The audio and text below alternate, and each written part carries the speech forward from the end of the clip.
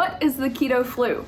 The keto flu is kind of a colloquial term. It's not actually there's no medical definition for this, but it's something that people use to describe a kind of set of unpleasant side effects that some people experience when they're transitioning into a ketogenic diet or into a state of ketosis, typically a diet-induced state of ketosis. People can experience fatigue, brain fog, some low energy levels, some headache, and just irritability, maybe poor sleep, maybe constipation, or nausea and diarrhea.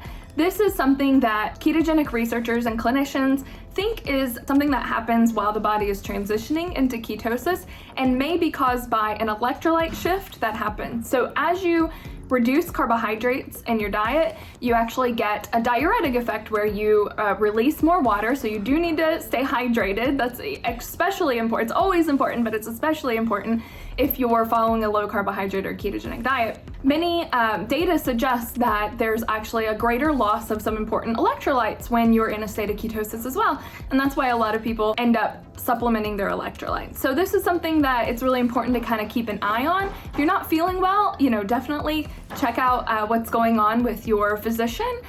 Find someone who's knowledgeable about ketogenic diet if that's something that you're looking to do, and make sure that you're being overseen as you make a transition, because it can be a pretty big transition for a lot of people. We always want to make sure that we're doing it safely.